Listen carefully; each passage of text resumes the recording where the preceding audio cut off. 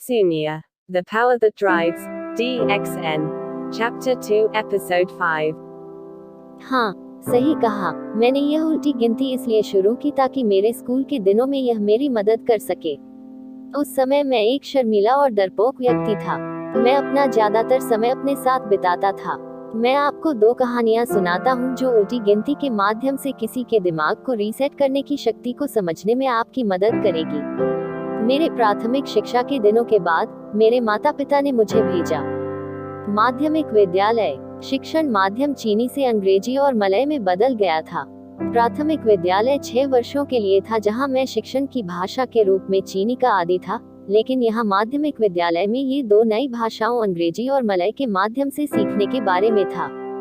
Malay अभी भी ठीक था क्योंकि अलोर सेटर, मलेशिया में रहते हुए मैं मलय भाषा का आदी हो गया था क्योंकि हम दोस्तों के बीच बात करते थे और दुकानदारों, पड़ोसियों आदि के साथ आकस्मिक सामाजिक बातचीत के दौरान। लेकिन अंग्रेजी एक विदेशी भाषा थी, तो वहाँ एक छात्र की पीड़ा शुरू हुई, एक नई भाषा। मुझे यकीन है कि कई छात्र अभी भी भाषा के परिवर्तन या विदेशी भाषा सीखने से डरते हैं, खासकर जब यह निर्देश की भाषा बन जाती है। पढ़ाई में मेरी रुचि कम होने लगी। एक बच्चा सबसे अच्छा काम करता है जब उसे कुछ समझ में नहीं आता है तो उसे नापसंद करना है, उससे दूर रहना है, और यही मैंने अपनी पढ़ाई के साथ भी करना शुरू किया।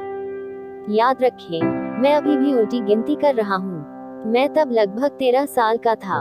मुझे कंपनी, एक दोस्त या दोस्तों की जरूरत थी जिसके साथ मैं समय बिता सकूं। एक पालतू जानवर रखना मेरे दिमाग में था, कुत्तों, बिल्लियों आदि की पसंद से जो मैं सहमत नहीं था। मैंने मछलियों पर ध्यान केंद्रित किया।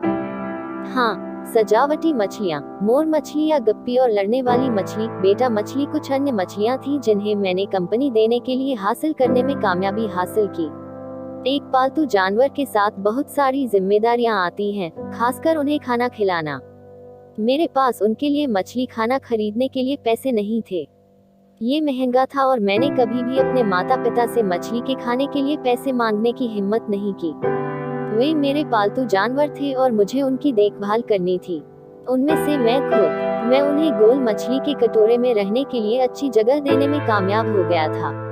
मैं नियमित रूप से कटोरा साफ करता था और पानी भी बदलता था।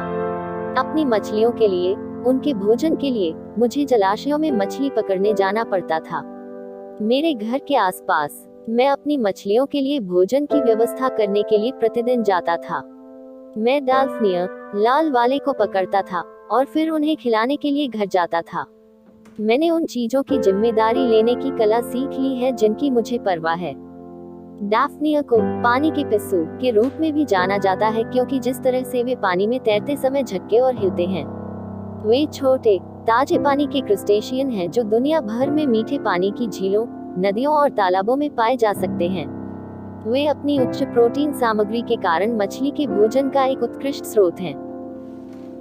Thanks for watching my YouTube channel, Sunya Sinsi.